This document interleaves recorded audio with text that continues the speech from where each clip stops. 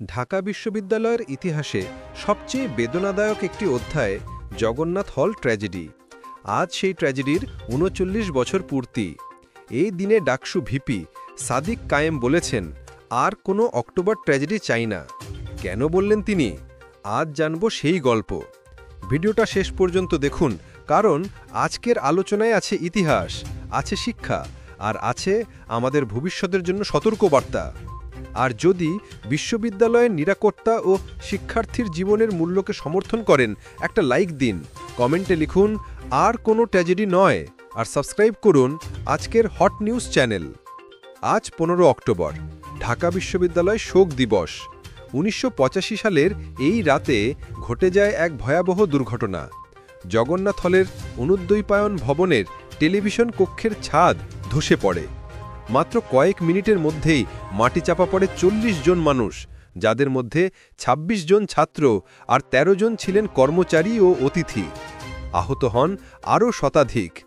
এই ঘটনার পর থেকে দিনটি পালিত হয় বিশ্ববিদ্যালয়ের শোক ও আত্মচিন্তার দিন হিসাবে। আজকের আলোচনায় ঢাকা বিশ্ববিদ্যালয়ের ভিপি সাদিক কায়েম স্পষ্টভাবে বলেন, আর কোনো অক্টোবর ট্র্যাজেডি চাই না, আমরা যেন এই ঘটনার থেকে শিক্ষা নিই।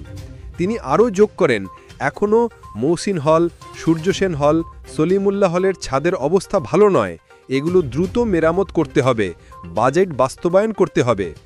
অর্থাৎ আজকের প্রজন্মের শিক্ষার্থীরা শুধু শোক নয়, দায়িত্বের কথাও বলছে। তাদের দাবি, আর যেন অব্যবস্থাপনা, অবহেলা বা তদারকির অভাবে কোনো প্রাণ না ঝরে। ডাকসু জেনারেল সেক্রেটারি ফরহাদ হোসেন বলেন, জগন্নাথ হলের দুর্ঘটনার কারণ ছিল তদারকির ঘাটতি। আজও ইঞ্জিনিয়ারদের সুপারিশগুলো বিশ্ববিদ্যালয় গুরুত্ব দিচ্ছে না। তিনি বলেন, অব্যবস্থাপনার জন্য যেন আর কারো প্রাণ না যায়। এর আগে সকালে উপাচার্য প্রফেসর নিয়াজ আহমেদ খান অপরাজেয় বাংলার পাদদেশ থেকে শোক র্যালির নেতৃত্ব দেন। র্যালি গিয়ে শেষ হয় জগন্নাথ হল স্মৃতিসৌধে, যেখানে শিক্ষক, শিক্ষার্থী ও প্রাক্তনরা পুষ্পস্তবক অর্পণ ও ১ মিনিট নীরবতা পালন করেন। ১৯৮৫ সালের সেই রাতের দুঃসহ স্মৃতি আজও বহন করছে ঢাকা বিশ্ববিদ্যালয়। প্রতিটি অক্টোবর যেন আমাদের মনে করিয়ে দেয়, অবহেলা মানেই মৃত্যু। ভিপি সাদিক কায়েমের বক্তব্য আজ একটাই বার্তা দিয়েছে, শুধু শোক নয়, চাই নিরাপত্তা ও দায়বদ্ধতা। আপনি কি মনে করেন, বিশ্ববিদ্যালয়ের ভবনগুলোর নিয়মিত পরিদর্শন হওয়া উচিত নয় কি? কমেন্টে আপনার মতামত জানান।